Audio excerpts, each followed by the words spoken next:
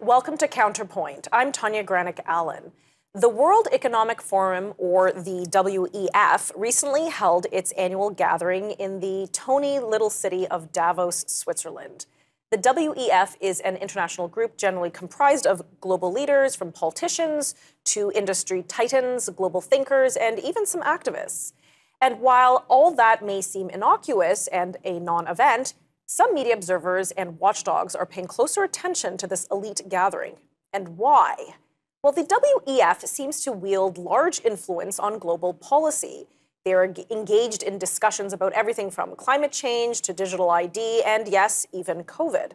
So why should the average Canadian care about the WEF and their Davos conferences? What actually happens at these events? Which Canadians participate? And is the WEF actually effective in shaping global policy? Well, joining me now to share his experience as a media observer at the recent Davos conference is Andrew Lawton, author and senior journalist with True North. Andrew, thanks for coming on. I really appreciate your expertise because you've actually been to these conferences and you can share with me, based on your coverage. You know, I've seen some of your coverage and you called it a billionaire's Disneyland. What's that all about? Yeah, and I think that it's important to note there's a lot going on here. And on one end of the spectrum, you have people that believe it's this sinister, evil cabal of puppet masters controlling the world from the Swiss mountains. And on the other end, you have these true believers that believe that when everyone in the world that is in this elite category gets together, they can solve the world's problems. And you have another camp that says, yeah, it's just kind of a little sham thing. But the one thing that I do feel is fairly universally accepted is that it's the place where the elites go because they feel they get something out of it. And when you walk around this little town, there's almost this novelty to it. There are places that are giving out free hot chocolate from Facebook or the United Arab Emirates, or you can get samosas handed out by some Indian billionaire's little hut, and all of these different pavilions that are set up. And it is this weirdly safe space for the world's elites. So what actually happens at the conferences? Because again, there's like the WEF, this organization, and they put on this conference. So maybe we should even dial it back further. What is the WEF, the World Economic Forum? So in its own words, the World Economic Forum is an organization that fosters public-private partnerships. So they bring business leaders together with political leaders, and they do this to solve the world's problems head on. Now, the flip side of that is that this is an unelected private sector group that has no legitimate authority emanating from anywhere. There's not any official oversight or governance that is coming back to any elected government. The influence exists because people have, over the last 50 years, decided to let the organization wield influence. So when you go to these conferences, there are two sort of tracks that are taking place. On one side, there's the official program, all of these sessions and speeches, most of which are publicly live streamed, so you can watch them. But then there's also this shadow United Nations aspect of it here, where behind closed doors, you have these multilateral meetings, these bilateral meetings, sit downs between heads of government, heads of state, and business leaders that are never really publicly acknowledged. And why is that a concern if they're not publicly acknowledged? Like if global leaders, like I believe our Deputy Prime Minister Chrystia Freeland was there, if she's having a meeting with her counterpart from, say, Sweden, why is that a concern if it's off the books, if you will? Well, I think it depends on what's being discussed, and it depends on why it's off the books, because there is this whole network of global diplomats, of a global foreign service that exists to engage in diplomacy. We have the COP summits for United Nations climate talks. We have treaty negotiations. We have all of these other things. So the question is, why do we need this shadow organization doing it? Why do we need this private sector group? And I think it's particularly problematic when you start talking about business leaders, because we have a lot of regulations in Canada and in other Western democracies on lobbying and on cash for access fundraisers, because we don't want the idea of our politicians being for sale. Well, business leaders are paying hundreds of thousands of dollars to go to the World Economic Forum annual meeting. Politicians are not paying at all. They're there for free. And it's because they're the product being sold. It's because business leaders are paying to get access to these politicians. So I think anyone should want to know what's in it for them. Why are they getting something out of that? That's a very interesting point that you brought up, and I want to talk about it after the break. Are politicians who attend these events, are we basically setting them up for breaking the Lobbying Registry Act? We're going to discuss this and a lot more in just a few moments.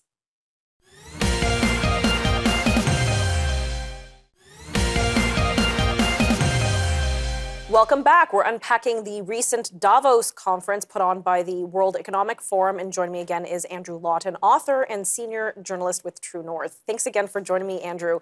Before we went to commercial break, you brought up a very good point, and one that I don't think the media or myself even spent enough time on, is that when you have politicians going to this conference and then you have people who are paying for access, if that happens in Canada, we have lobbyist registries where we know who's meeting with whom, and that's all on the up and up.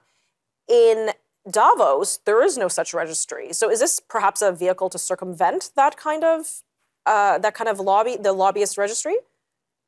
Yeah, I mean, whether intentionally or unintentionally, I think it is doing that. And the one thing that's very funny here is that the World Economic Forum's annual meetings look like any other conference you've ever been to, where you're walking around in the hallway and you see someone you haven't seen in a while and you go and chit chat with them, and there may be nothing sinister about this. You go to the bathroom and, you look to your left and, it's the King of Belgium there or something, because it's just a very high tier of people that are there.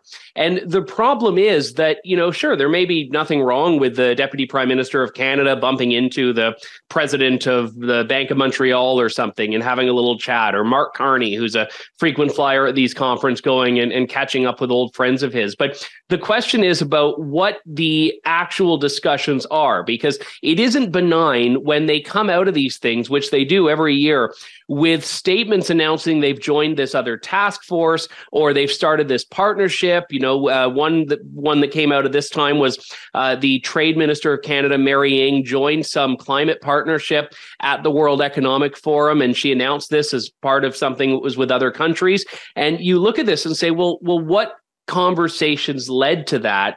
And when did this happen? How did it happen? Why do we not know about it until after the fact? And I think that's where it's distinct from the formal diplomacy that takes place in a way that may still have some conversations that are going on behind closed doors, but there still is, at the bare minimum, some democratic oversight of those processes. And so what is the harm, if I can use that phrase, if the trade minister joined this other group? Does that require some kind of legislative process? Do they need some kind of approvals, or can they just do what they like? I think the harm depends entirely on what the country or the world leader is going to do. So, for example, Joe Manchin, who's a Democrat senator in the United States, was at Davos, and I interviewed him, and he actually was pushing back against some of the anti-oil agenda that we see there. So he was saying things that I think were actually entirely valid, and I was glad he was bringing up there. On the flip side, though, you get other politicians that want to be a part of this WEF agenda. People like Chrystia Freeland, who actually sits on the board of trustees for the World Economic Forum and has never really accounted for whether there is perhaps a conflict of interest there. And why it's problematic is if you have people in leadership positions in Canada that want to adopt this agenda that no Canadian actually voted for. And I think there's the issue there, is that you have this club mentality where people want to be members of the club, and that actually seems to trump what is supposed to be them representing their national interests when they go abroad. So you mentioned the WEF, the agenda. What are you referring? What is the agenda of the WEF?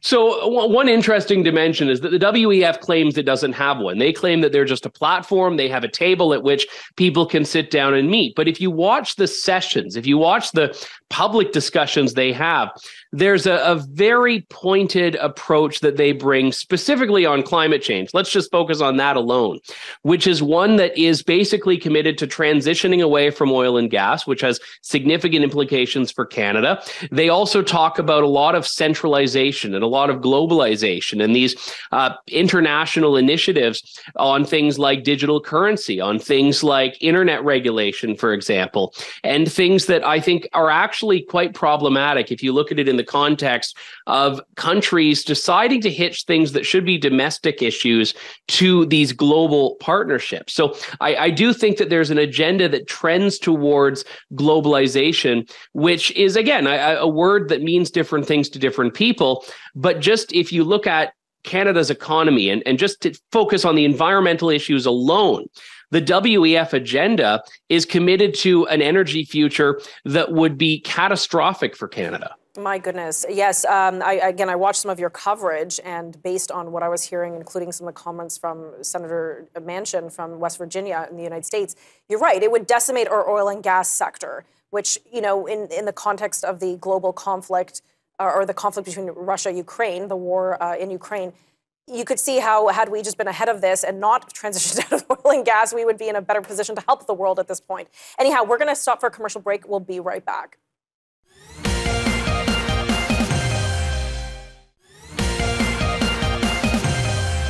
Welcome back. We're unpacking all of the WEF happenings at the Davos conference and what was discussed, and more importantly, maybe who was there, especially from Canada. And joining me again is Andrew Lawton. Andrew, let's start with which Canadians were present. You mentioned Chrystia Freeland, our Deputy Prime Minister. I believe you mentioned Mark Carney, our former Governor of the Bank of Canada. Who else was there from Canada that you noted? Yeah, Trade Minister Mary Ng, and only those two cabinet ministers. So only those two politicians, Freeland and Ng, were there. But we also had a lot of CEOs in Canada from Tech Resources, which is an energy company. SNC-Lavalin had a couple of executives there. There was a woman who runs an Indigenous organization in Ottawa that was there.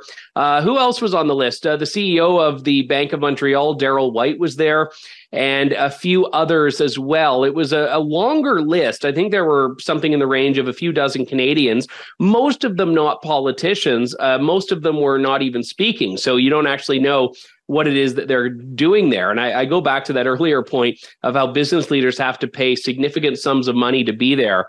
And clearly they're not doing that if they don't see an ROI for that. May I ask, how much is it to attend a conference? Do you know offhand? Well, it depends. So Bill Browder, who's an anti-Putin activist, had said that he has been numerous times in recent years. This year, they wanted $250,000 from him. And in the past, he said he's only paid a third of that. So it seems to be a pretty opaque measure of how much you have to pay, of who has to pay. But also companies pay membership fees to be a part of the WEF, which is above and beyond what they pay to go to the individual meetings. And those run up to $650,000 a year for some companies. Now, you mentioned, and I want to get into some more of the meat and potatoes of what kind of happened or came out of this. So unlike, say, COP, the Conference on Climate Change, is there an official statement document that comes out of this kind of conference? There isn't one, because there's not just one single issue that's being talked, but the result is that you actually get dozens of statements, because they'll announce, this partnership between Microsoft and Accenture and the World Economic Forum on the metaverse, and this statement announcing this new climate roundtable, and this statement announcing this new commitment towards trade. So you end up actually getting a few different statements on all of these issues, which in a lot of ways is kind of overwhelming, because no one can follow everything when there's that much coming at you. So besides, I know you mentioned that our trade minister joined a task force that might have caused some concern from those in the oil and gas sector in Canada. What other things concerned you? What else did you hear that might have an impact here in Canada? One seemed to be just how there was a lot of self-interest that was being championed. And I don't think that's all that surprising. And, one example I'll give you is there was an oil CEO that was on a panel talking about the need to transition away from oil and gas to green energy. And I was looking at this saying, well, that's a weird thing for an oil CEO to say. And then I did a little bit of digging and found that this company has invested heavily into green hydrogen. So they're actually going to make a fair bit of money when countries around the world do this transition. And I do feel it gives a distorted view of what an oil CEO would be advocating for and talking about. So I think it's very clear that only particular types of people are invited. My goodness. And I noticed in some of your coverage that there were protesters at this conference, which I always like to see what's going on with the protesters and counter-protesters, because it kind of gives you a little bit of the lay of the land of the common people, if you will, what their concerns are. So what kind of bag of protesters were there this time? Yeah, and I think there's an interesting point here because historically, most of the criticism of the WEF came from the left. You had a lot of people that didn't like the capitalist undertone of it, people that didn't like the big capitalism, the big corporations merging with the big companies. And now there seems to be this weird little blend of left and right criticism. And I think the political dynamic has shifted a fair bit. It's not just left versus right, it's everyman versus the elite. But certainly the protesters were overwhelmingly on the left, the ones that were actually there. They were really pushing back against what they saw as being this giant cabal of climate criminals. So the amusing thing is, for all these people talk about climate change, the folks that actually really care about that issue aren't even convinced. My goodness. Well, you know, I have Dan McTeague come on for Canadians for Affordable Energy, and we always do this COP review of after that conference. And I always like to ask him how many private jets flew to the climate change conference. And it's shocking to hear that many people who talk the talk don't seem to walk the walk. Is that your sense here? I mean, this is a completely different kind of venue, but for those who are touting all these climate concerns, are they actually taking it seriously? Oh, no, not at all. It was hilarious. And I couldn't convince him to go on air, but they have this little office that deals with a lot of the limo and jet arrangements. And I walked in and I was interviewing one of the guys there, and he was saying how they need so many limos that they need to bring them in from like 3 countries.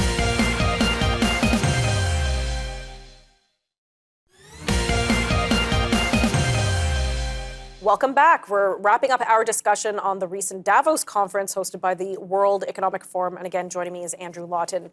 Andrew, again, I really appreciate your insights into what happened. You were on the ground there. You saw with your own eyes. You interviewed some of these participants, some of the protesters. It was excellent coverage. You know, and we always come back to the same thing. Well, why should Canadians care? I mean, to me, you've outlined a lot of reasons why we should be concerned, but why should Canadians care about a conference that happens thousands of miles away, that sounds like predominantly wasn't comprised of a lot of Canadian politicians, only a couple attended? So why should we care? Well, I think it's because we live with the consequences of some of the discussions that take place here, which benefit very much from people not paying attention to them. And I think that for an organization that's been around for 50 years, it's telling that it's only been within the last couple of years that people have started to look into this and started to see, wow, maybe there's something there that we are not exactly thrilled with. And I think the turning point, if I can work backwards, was through COVID, especially at the beginning, when the WEF came out with this initiative called the Great Reset, which was literally, in its own words, an attempt to rebuild the economy from the ashes that came about when the economy was just decimated in the pandemic. And they wanted to rebuild the world system and the world order in this image that would have been radical if they had championed it, a year earlier. So I think that people should pay attention to this and should ask about what relationship they want between corporations and government. If nothing else, let that be the fundamental core question here of what relationships do you want between for-profit corporations, which have a role, have a place, and many of them are doing good things, and governments who have a very different mandate and a very different purpose. And, a lot of the people that are there, to go back to that billionaire Disneyland comment we talked about earlier, are not really taking questions. They're not used to taking questions. I've had people that I've tried to interview in Canada that have not responded, that I actually have to just walk up to on the streets of Davos because that's the only time I can get close to them. And I include Chrystia Freeland in that category, who unfortunately decided to answer my question by walking faster. Or the CEO of BMO, who at one point had asked for the convoy truckers to be called terrorists under banking laws, didn't respond to any request for comment, but I got him on the streets of Davos, and he explained a little bit about that. So I think that by putting some scrutiny, by shining a light here, there can actually be accountability, which we're right now not seeing. Now, one comment or quote, I guess, is because the head of this organization, WEF, is Klaus Schwab. And I recall one thing that I think really alarmed a lot of Canadians, or the Canadians maybe who are paying attention to this, is when he suggested that he had people in cabinets all over the world. And then people start wondering, well, what is that? What are you saying? I mean, we're taking you at face value of what you're saying, but do you have that kind of influence in our cabinet? Do you feel the WEF has that kind of influence in the Canadian government? I do. And the exact word he used was penetrate the cabinets. And he didn't just speak in generalities. He spoke about Canada and he spoke about Justin Trudeau's government. And one of the things that the WEF has done is they've started this network called Young Global Leaders, where they pluck out people that might be relatively minor players in different roles around the world. And they try to nurture them and foster them and follow their career along. So they pluck out some, Liberal MP named Justin Trudeau. Years later, he becomes the prime minister. Now, I'm not saying that he was installed as prime minister, but I'm saying that the WEF has put in the legwork to build that relationship, and they now have an audience with this guy, and his deputy prime minister is now a key player in the WEF. So it's certainly a way to establish legitimacy, which I believe they're then going around and selling to corporate CEOs. Yeah, I mean, this is alarming to me, and I hope it's alarming to our viewers because, as Canadians, we want to make sure that there's no foreign influence, really, when we develop legislation, when we develop policies for this country. And so I'm concerned when I'm hearing what you're reporting, that there's many foreign actors who are influencing, officially or unofficially, what goes on in this country. How do we protect against that? We only have 40 seconds. It's a big question, but give me your thoughts. Well, I think tell politicians that we are paying attention. When they show up at Davos, I think it's actually fair to say, what did you do? Who did you meet? Why was it there? And how did it benefit Canadians for you to be there? Because I think when they just fly in, do their business and fly out without anyone knowing, that's when the problems happen. And I think it was a big part of why I went there. And I think why I'll continue to cover this as long as there is a story there. Okay, Andrew, always a pleasure. Really great to have you on today. Appreciate it. Thank you. Certainly, if there is a harmless meeting of global leaders or people want to get together, that's not a problem. That doesn't concern me and probably most of Canadians. But when we see other organizations potentially influencing our domestic policy, that is of concern to many Canadians. For Counterpoint, I'm Tanya Granick-Allen.